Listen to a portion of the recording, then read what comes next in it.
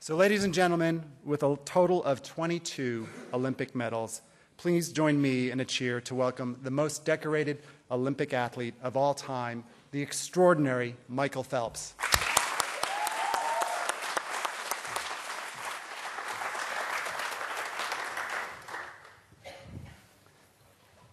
So Michael, thank you for joining us. As I said to you earlier, you could be anywhere in the world you chose today, but you chose to be here with all of us, so we appreciate it. No problem. So before I open it up to the audience for questions, I have a few of my own.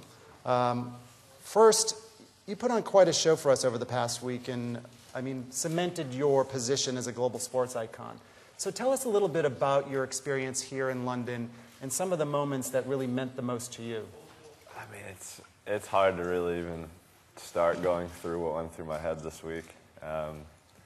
From the moment we got here and, realizing this was not only my last swim meet, but my last Olympics, and, the emotions were just flying all week, and obviously not starting the way that was ideal, but, I was able to finish with, a pretty good week, and the moments that I shared with, my family, my friends, my teammates through the week, were moments that I'll have forever, and, I've been able to, I can look back at my career and say I've been able to do everything I wanted to. My competitive part of my career is over, but it doesn't mean I'm done with the sport. The sport has allowed me so many opportunities, and I've had the privilege to do some of the coolest things in the world, and I'm still going to go with my goal of trying to change the sport and take it to a new level. It hasn't reached the peak that I want it to reach, and it's going to be fun sort of being on the outside looking in, and being able to whether it is to go to World Championships and watch next year, or go to the Olympics in Brazil, and sort of just being able to see from the outside, I think is something that I'm looking forward to. What's next for you?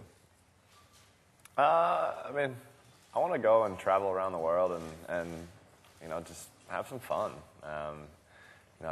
There will be no more staring at a black line for 4 hours out of the day. But I'm looking forward to moving on to the next part of my life, and as my mom said last night, turning the page to the next chapter, and who knows where that leads me. But this is my first day of retirement and first day of my new life. Congratulations, Phelps, Léo Lucas, Mova Press. Who is your idol in sports in your life? The biggest person that I really looked up to is Michael Jordan. Just becoming the greatest basketball player I've ever is something that, I loved watching him, on and off the court and how he handled himself. And I think that was somebody that I wanted to be like, And I said this to Bob last night, sort of, being able to put our mind to everything and being able to do everything we've ever wanted to accomplish. I think it's pretty cool. I looked up and I said, looking up to Michael Jordan, I said, I can finally look back and say, we've become the greatest. And, I had my goggles on, so I was hiding my tears.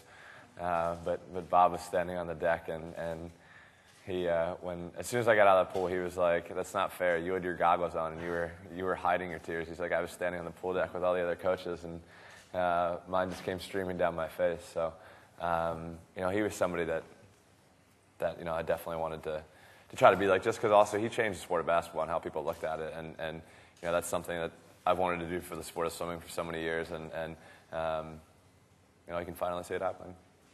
Michael, I'm wondering if you're relieved today, and secondly, what are you going to do now to satisfy your competitive instincts? Michael Jordan is the most competitive man who I've ever seen, and even when he retired from basketball, he still wants to win every game of cards, every game of golf, every game of tiddlywinks, every game of everything, whether it's flipping coins. So I'm wondering, what will you do to satisfy that now?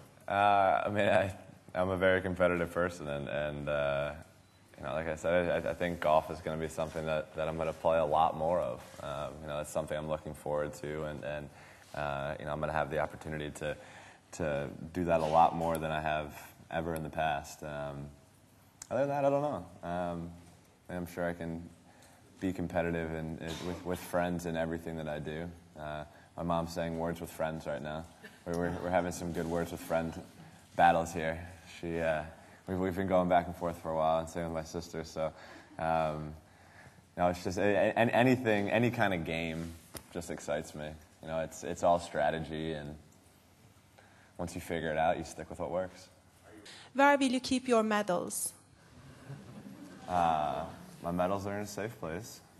They're in a secret place. If I go and swim anywhere else, it will probably be in like an ocean. I mean, I'll be able to actually like enjoy getting in the beach or something like that. You know, I've had the privilege of being on a couple of vacations, and I just never want to get near the water because I spend so much time in the water. So, you know, hopefully I'll be able to jump in and enjoy it and actually have fun sort of just splashing around with friends. God, I hate this question because I never know what to say. The question was, what medal do I like the most, and what medal do I hate losing the most? I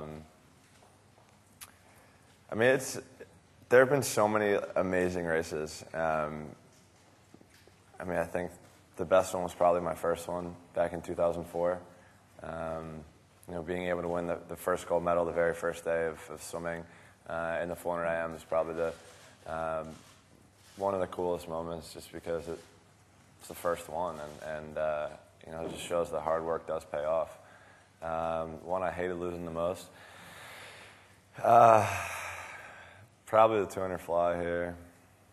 Just, you know, that's Chad handed me my third defeat, and sort of my, you know, the last 10 years. So, you know, if I could go back and swim that race again, I would love to. But, you know, that's how I prepared myself, and I know that. But no, I'm not coming back. Don't get any ideas.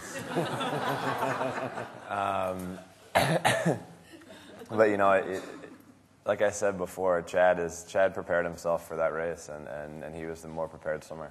And that's how he got his hand on the wall first. And I know that, and I realize that. Over here.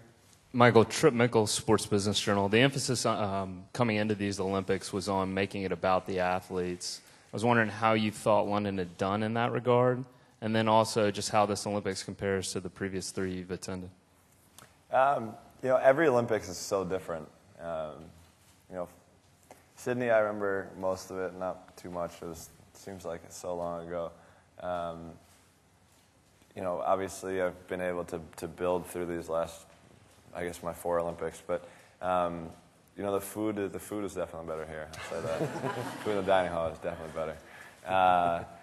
But no, it was just, I don't know. It was this was a very special Olympics. You know, I think every moment that I've had has been you know, something that I'll have forever, and the moments are just priceless. You know, sort of being able to have the experiences that I've had. I mean, I don't even know where to begin to try to put them into words. But, you know, being able to go out and represent your country, I think, is the coolest thing, and especially at this level. You know, being able to come to the Olympics and wear the stars and stripes. You know, for me, there's nothing better than that.